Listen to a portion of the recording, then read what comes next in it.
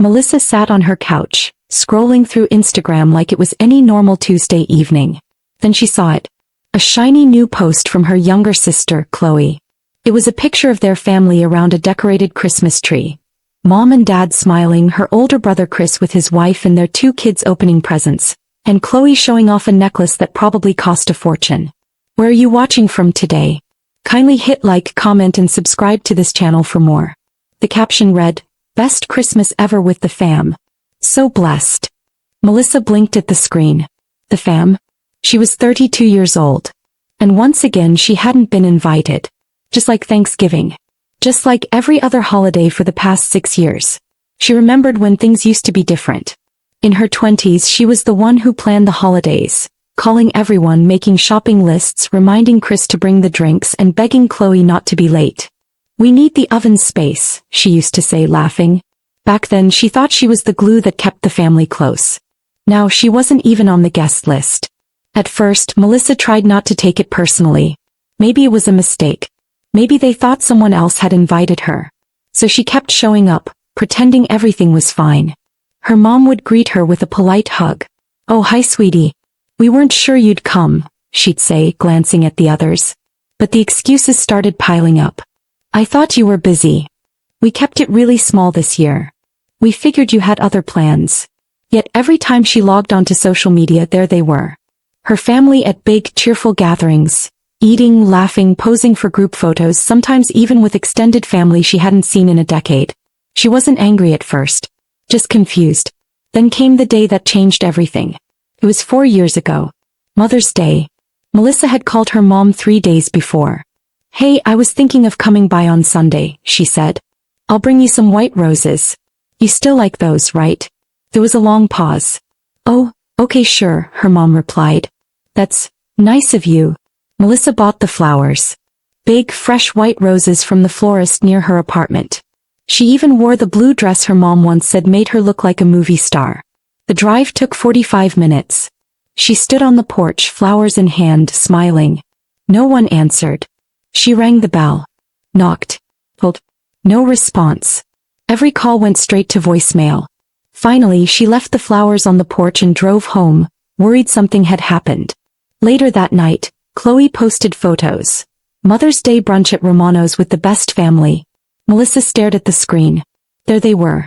Her mom laughing over mimosas. Her siblings clinking glasses. A pink corsage on her mother's wrist. Not white roses. Not hers. That was the moment it clicked. They didn't forget to include her. They didn't want her there. After that, Melissa stopped trying. She still sent birthday texts because, in her words, "I'm not heartless." But she stopped asking about plans, stopped calling to check if they were getting together. And they never called to check on her either.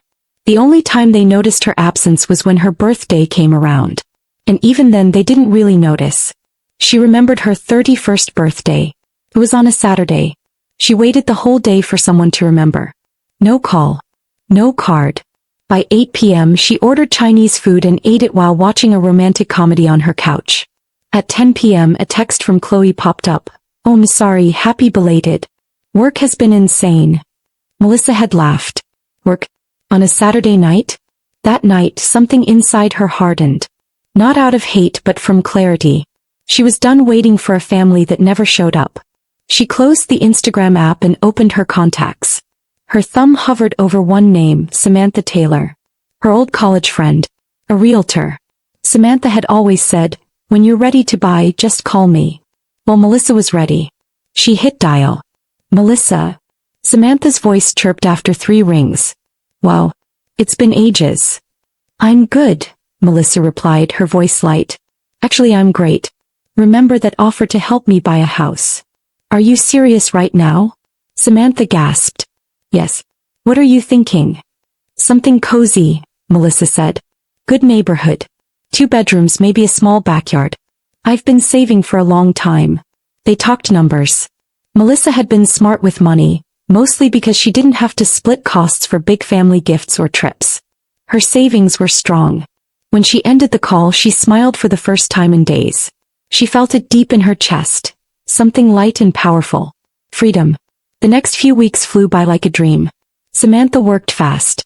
She sent Melissa listings, set up showings, and negotiated like a pro. One Wednesday morning, Melissa walked into a little blue house on Maple Street, and her breath caught. It wasn't big or flashy, but it felt right. Sunlight spilled in through the wide front windows. The kitchen had white cabinets and stainless steel appliances. 2 bedrooms upstairs. A small patio and garden out back. "This is it," she whispered. Samantha grinned. "Want to put in an offer?" Melissa didn't hesitate. "Yes. Today." Within 48 hours her offer was accepted. The seller was relocating and wanted a quick sale. Even better, it came fully furnished. Clean furniture. Soft gray couch. A bed frame that didn't squeak. Dishes that didn't look like hand-me-downs. It was like walking into the kind of life she never thought she'd get. 5 weeks after she called Samantha, Melissa stood in the doorway of her new house, holding a ring of shiny new keys. Her house. She whispered it out loud like a prayer. "My house." Melissa's job had been going well for years, but nobody in her family had ever asked her about it. She worked at a top agency, Davidson Marketing, where she was promoted to senior account manager 3 years ago.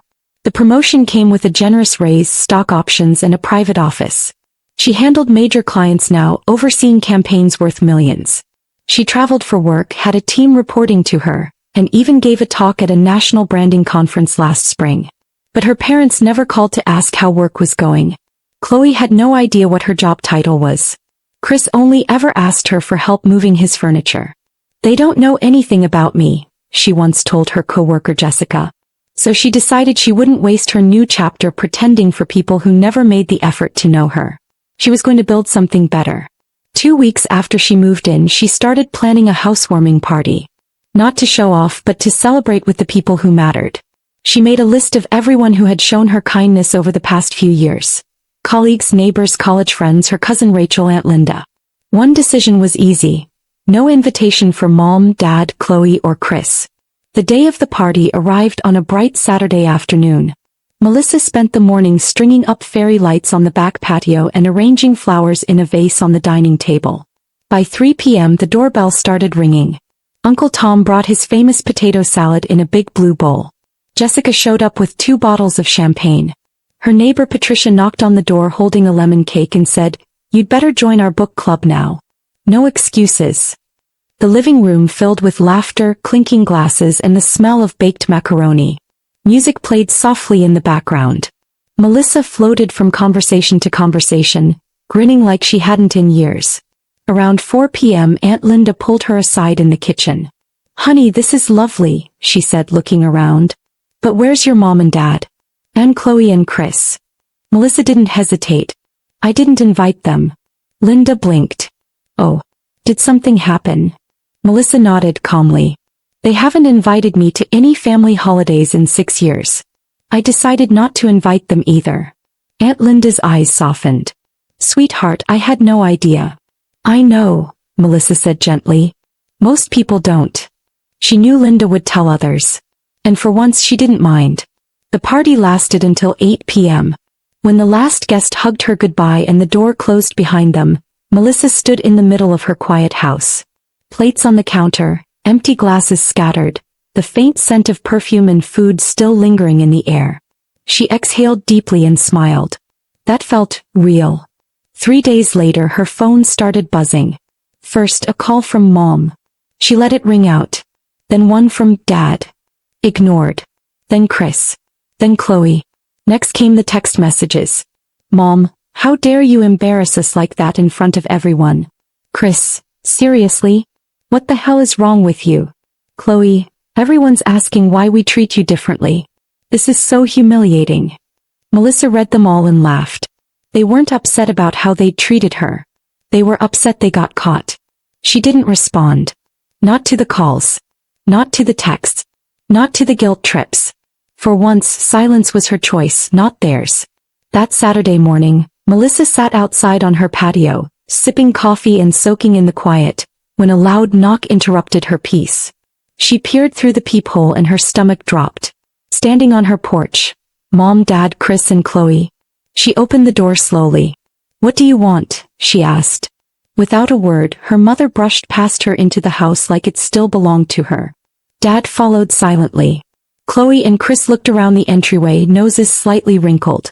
Chris ran his hand along the kitchen counter. "Nice place," he said. It didn't sound like a compliment. Chloe peered into the living room. "You've got central air and a fireplace? Must have cost a lot." Melissa stood frozen near the doorway. Her mother spun around, arms flailing. "How could you disgrace us like that, Melissa?" she shouted. "Do you know what you've done? Aunt Linda's been calling nonstop. Everyone's talking. They think we're bad parents." Melissa crossed her arms. "Maybe because you are." Her father stepped forward, trying to smooth things over. "We just want you to tell everyone it was a misunderstanding. Say you were being dramatic. Tell them we're a close family." Melissa stared at him, her face unreadable. She asked quietly, "Why haven't you invited me to a single family holiday in 6 years?" Silence fell like a heavy blanket over the room. Her mother opened her mouth, then closed it. Her father glanced at the floor. Chris scratched the back of his head. Chloe suddenly found her nails interesting. "You don't even remember my birthdays," Melissa said, her voice shaking slightly. "Not one call. Not one card." Chris looked up, defensive. "You never said anything." "You're my brother, Chris," she snapped. "I shouldn't have to beg you to remember I exist." The shame in the room was thick. No one said a word. Chloe broke the silence with a smug smirk. She dropped onto Melissa's couch like she owned it. "So," she asked, crossing her legs, "how do you afford this place? Must have cost a fortune." Melissa raised an eyebrow. "If you cared about my life, you'd know I've had a senior position at Davidson Marketing for 3 years. I've worked hard. I earn good money." Her mother blinked in surprise. "Well, you never told us about a promotion." Melissa's voice turned cold. "What's the name of the company I work for?" The question landed like a punch. They all looked at each other. Mom glanced at Dad. Dad looked at Chris. Chris shrugged at Chloe. Chloe sighed and said nothing. Melissa nodded slowly. "Exactly. I'm not going to lie to anyone," Melissa said, walking to the front door and pulling it open. "I'm not pretending we're a happy family when we're not." Her mother gasped. "You're not even going to offer us tea?" Melissa laughed bitterly. "I let you in. That's more kindness than you ever showed me. Remember that Mother's Day when I stood on your porch with flowers, and you were out having brunch with the family without me?" Her mother's face turned crimson. Her lips parted, but she didn't speak. "One by one, please," Melissa said, motioning to the door. Dad kept his eyes on the floor as he walked out. Chris muttered something under his breath and followed. Chloe stood up, rolled her eyes and paused at the door. "This isn't over," she hissed. "Yes, it is," Melissa replied, then shut the door in her face. Melissa leaned against the door and closed her eyes. Outside she could hear their muffled arguing and car doors slamming. Then silence. She expected that to be the end of it. But her family wasn't the type to disappear quietly. 3 days later, an email from her father appeared in her inbox. The subject line, "Family Dinner Invitation." She stared at it for a few seconds before curiosity won. Read, "Dear Melissa, your mother and I would like to invite you to dinner this Sunday at 6 p.m. We'll be having pot roast and mashed potatoes. We hope you can join us. Love Fit." It was formal. Strange. Like an invitation to a work dinner, not from people who raised her. Melissa hit delete without replying.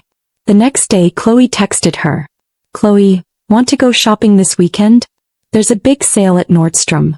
Melissa stared at the message. Like old times, Chloe had added. What old times? Melissa thought. They hadn't shopped together since college. She didn't reply. Then Chris sent an email. The subject line was blank. But it had 2 photos attached. Old childhood pictures.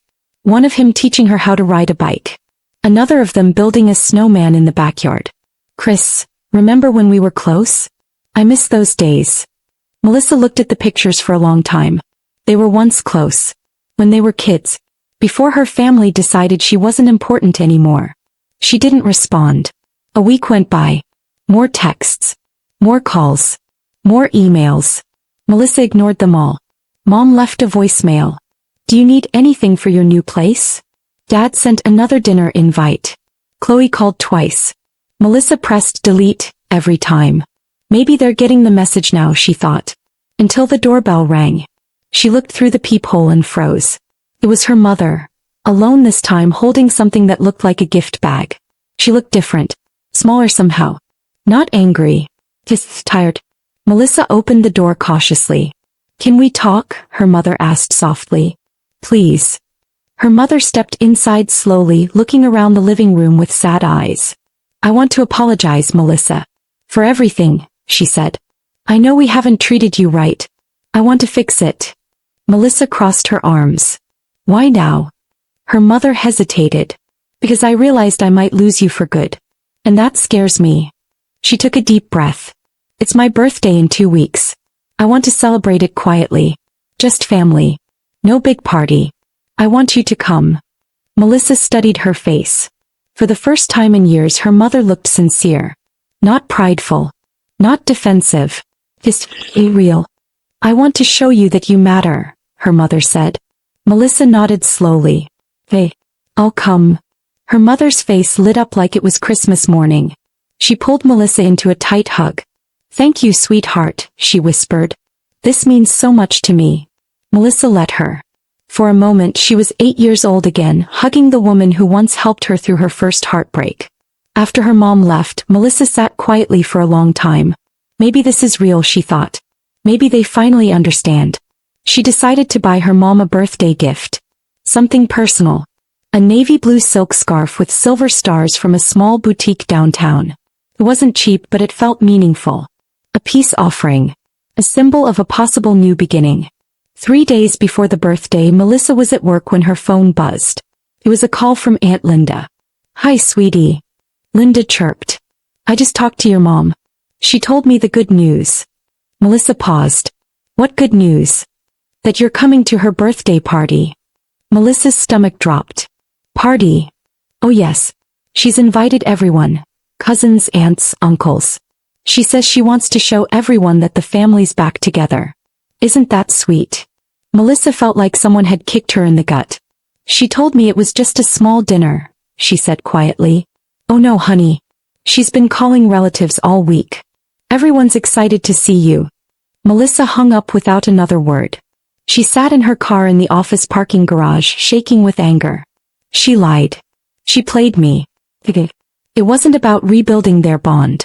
It was about making her look like the good mom in front of everyone. About fixing her image, not their relationship.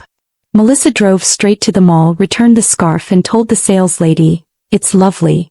It's just not for the right person." She didn't call. Didn't text. Didn't cancel. She simply chose silence. On her mom's birthday, Melissa made herself a quiet dinner. Grilled chicken, roasted vegetables, a glass of wine. She sat on her patio watching the sunset. At 6:30 p.m. her phone buzzed nonstop. 15 missed calls. 7 voicemails. Dozens of texts. But Melissa didn't answer. She had finally chosen herself.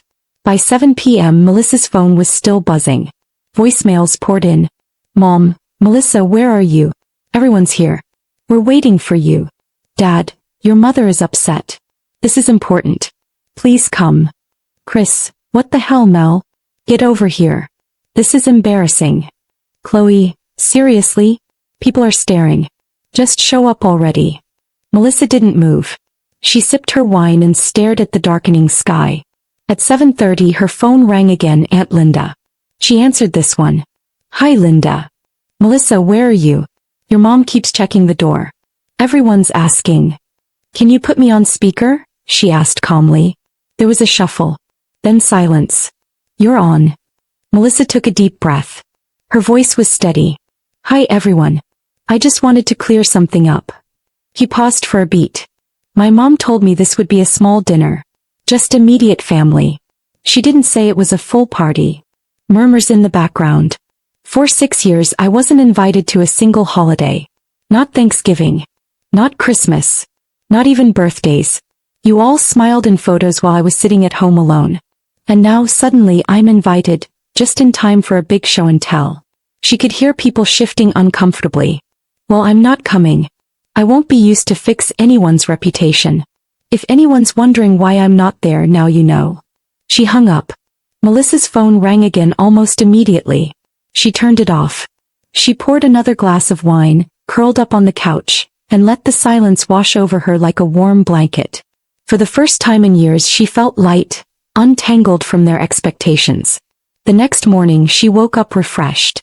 No regrets. Around noon someone knocked on her door. It was Aunt Linda holding a casserole. "I brought lunch," she said. "And I thought you should know what happened after you hung up." Melissa let her in. They sat at the kitchen table and Linda didn't hold back. "Honey, it was like the air got sucked out of the room after your call. Everyone stared at your parents. Uncle Tom asked point blank why you weren't at Christmas. Your mom stammered. Your dad said you were always busy. And what did they say when someone asked where I worked?" "They had no idea," Linda said, shaking her head. "They tried to explain but it got worse," Linda continued. "Mike said you never told them about your promotion. So Cousin Helen asked what company you work for." Melissa already knew the answer. "They just stood there, looking stupid," Linda said. By 8 o'clock most of the guests had left. Your mom kept saying people were misunderstanding her, and that she loves all her kids equally. Melissa gave a dry laugh. "Funny how love disappears when it's inconvenient." "They weren't sad they hurt you," Linda said softly. "They were sad everyone else saw it." They ate lunch, tuna casserole and a fresh salad, and talked about everything except the family drama. When Linda hugged her goodbye at the door she whispered, "I'm proud of you. Don't let them pull you back into that mess. You deserve better." Melissa nodded. "I know." And for once she truly believed it. In the weeks that followed the calls didn't stop. Her parents tried using new numbers. Chloe messaged her on every app possible, even LinkedIn. Chris sent an email filled with childhood photos and guilt. Melissa ignored them all. She wasn't angry anymore. Just done. One Saturday at the grocery store she ran into Mrs. Patterson, her old neighbor. "Melissa, I heard you bought a house. Congratulations." "Thank you. I'm really happy. I saw your mom at the bank. She looked so sad. Said you had a falling out." Melissa smiled kindly. "It wasn't a misunderstanding. They excluded me for years. I finally stopped chasing them." Mrs. Patterson's eyes widened. "Oh my. I had no idea. Most people don't. But I'm okay now." And she was.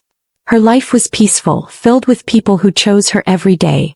She had friends, a warm home, a book club, and a new relationship with a kind man named Tom. On her 33rd birthday she spent the day at a spa, got dozens of messages from friends, and ate cake with Tom while watching a bad comedy. No call from her family. And for the first time ever she didn't need one. Moral lesson. Sometimes the family we build is stronger than the one we're born into. When people show you they don't value you, believe them, let go and choose yourself. Remember to hit the like button, comment and subscribe to the